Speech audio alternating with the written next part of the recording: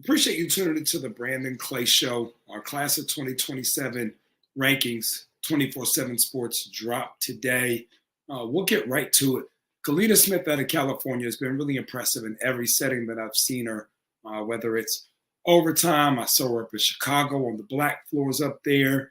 She just has been really good. Nike TOC, stood with James Parker, Chris Hansen, watched her play. A lot of different settings and viewings over the past 12 months for Smith, and she's been really, really good.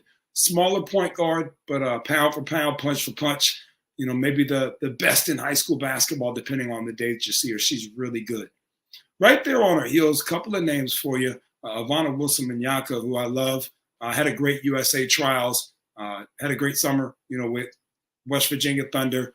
Saw her, even a year ago at the USA basketball event, really liked what she could become. She's really blossoming into, honestly, just a really tough combo forward, right? You could play her on the wing. You could play her at the four. I think you could just do a lot, based on matchups and rosters. And I talk a lot about the NBA because I think that's where a lot of what we end up doing originates from at the prep level. And, you go back to the Golden State series, the Cleveland Cavaliers series, but the Boston Celtics, recent championship. And they just have a lot of interchangeable pieces, right? Say she's Jaylen Brown. I don't know what position Jaylen Brown plays, but he's just really good at basketball. So I think that's something that bodes well for her future. And kind of in that same vein as our next kid, Halen Ayers. Maybe it's more Tatum than Brown, but at that point, you're talking about two people that could be the MVP at any point in time, whether it be the finals or the league in totality. Ayers out of Tennessee, really good basketball player, super skilled. Christian Simmons has been our trainer for years and does a great job. A lot of respect for him. He's been on our staff at some different events too. Just a great guy. And, he told me about Ayers probably about 4 years ago and just been tracking and charting her progress. A lot of the same stops that we just mentioned for the first two. Didn't get to see her at overtime, but did get to see her up in Chicago and really like just where her progress is in her game. She can shoot it. She can handle it. All three of those kids can really play. And it'll be interesting to see over the course of the next couple of years kind of how this plays out and where we go from here. But for now, that's 1, 2, 3 respectively. Moving to what is 4, 5, Gigi Banks, Jordan Palmer. Banks was at overtime. Also saw her in Chicago. Super, super good in the open floor, can handle it. I think what you'll look for over the next 12 months is whether she moves to more of a scoring dominant wing slot or whether she stays on the ball and really directs traffic and puts people in positions. And you can't go wrong either way. That becomes a point of preference as a player in terms of what she wants to do long term, but has the skill set to be effective, I think, at either as she continues to grow and progress through her sophomore high school season into next summer. And then Jordan Palmer, had a chance to work with Jordan Palmer in Philadelphia on the floor for a couple of days at the Army National Guard Next Generation Camp presented by May Hoops. And Palmer was fantastic, just super cool kid. You talk about a cool customer, somebody just pretty laid back and just kind of taking it all in. And that's her. She's got a vibe to her that a lot of kids her age don't possess. She's truly a cool customer. Not much phases her. Smooth as the day. Really like her game and where she is. A lot of positive things happening around her skill set. Shoot the three, post you up a little bit, will rebound it, gives you good size, and much like Ivana could potentially be either perimeter position or even a small ball four player. Moving on, talking about teammates, there's a lot of inside of the top 25 and even into our watch list. We threw 6 up. This class is still so early, try to recognize as many kids as possible. But you talk about Palmer and then her high school and club teammate, Jessie Moses.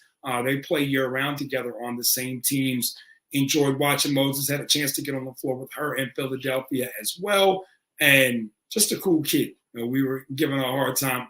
She's always going to come out fresh. It's one of those look good, play good type deals. And I'm definitely here for that. If you know me, I can respect it. We love Moses' ability to make shots, and she too was at overtime. Ashley McCullough, Ryan Carter play together during the summertime. Thomas Davis, Exodus, NYC.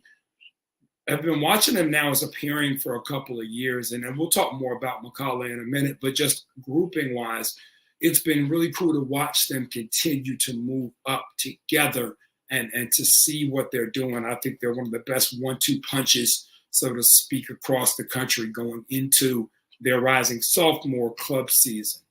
Rising junior, excuse me. They're getting old on me. Club season. Next, you talk about Eve Long, Finley Chastain. They'll play for the newly rebranded Southwest Select. Katie Hensel's been in the game for a long time and does a great job. It's been with the Team Lex brand on 3SSB circuit. Now you'll see Southwest Select pop out. Eve Long and Finley Chastain will be familiar faces. Both are in the top 20 here as we open this thing up and kind of get it rolling. Long, kind of the forward front court battery, and Chastain gives you the guard part. So again, a different type of 1-2 punch from maybe a Carter McCullough, where they're similar players, though a little bit different in skill set. Long and Chastain, pretty different, but still bring a lot to the table respectively. And together, definitely will be one of the best 27 pairings on the 3SSB circuit this coming summer. And that brings us to our next group. Finley Parker out of Georgia, Reese Davis out of Alabama. Davis is already committed to Auburn. Finds her way onto our watch list. Parker just cracks inside the top 25 there to get us rolling. And, both, obviously, Davis committed SEC. Parker just added an offer from Michigan. A lot to like about both of them. They'll suit up for Southeast All-Stars. Very, very much a battery. Davis at the 1, Parker at the 4. And they bring just some unique qualities. Davis is a kid that could push it in transition. Slight build, really been working to get bigger in that regard. He's busting a tail right now to add some weight and doing a very good job of that. And then Parker is still just continuing to figure out how to play with that length that she's got and what that looks like. And then, I think in the modern game, a kid like Finley Parker is really good when she's able to space the floor out to 20, obviously 22 feet when you talk about the college game. And she can do that really well, not clogging the interior, but if you get a chance to post it, it reminds me of Sarah Gordon, who actually played on their roster this year with Southeast All-Stars. And that roster was at its best when Gordon was able to play and operate out of the low post against a man or shoot the 3 corner or trail slot. And then if you saw a zone, she could go to the high post and kill you from there. And I think Parker has a lot of those same qualities where you want to keep your floor space, but also understand there's a time and place to pick a matchup and get a bucket.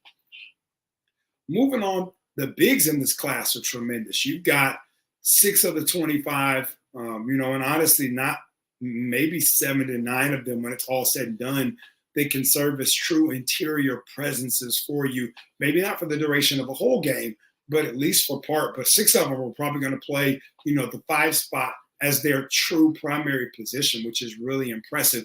Different looks, right? You got, say Sydney Mobley, but then you've got a Harper Dunn, and they're both different than Kalia Hartwell, right? But you've got so much versatility inside of that class at the big position that if you want to go into and get a front court player, this feels like a class where you can go and make that happen if you're a college trying to continue to add some depth there at the front court and at the 5.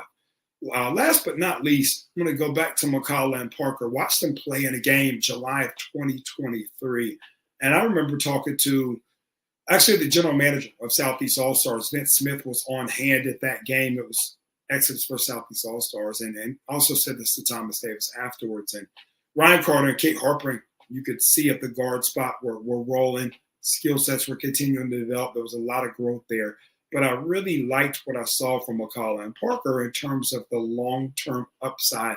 I think McCullough's a run and jump. You could play her at either perimeter position, but you also could maybe play her some minutes at the 4 if you want to go small, put her at the top of the press, put her at the top of the 1-3-1, put her on the back line of the 1-3-1. You can kind of just let her run around and do what she wants to do. And she's starting to show some flashes of being a consistent shooter from the outside.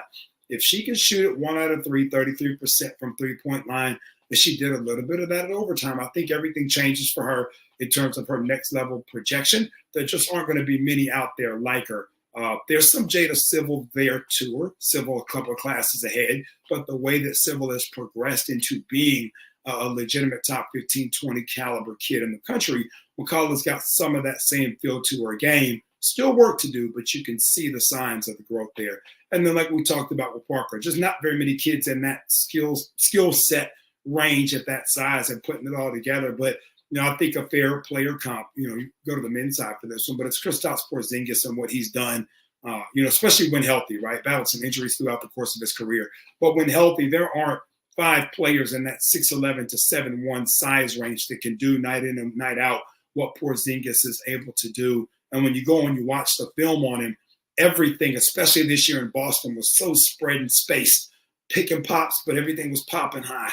If they gave it to him, they gave it to him three-point line extended, and they were sending cutters. Jaylen Brown's cutting through, and they're finding them. So a lot of space for Porzingis to operate and make the right play, and I see a lot of that same type of skill set with Finley Parker.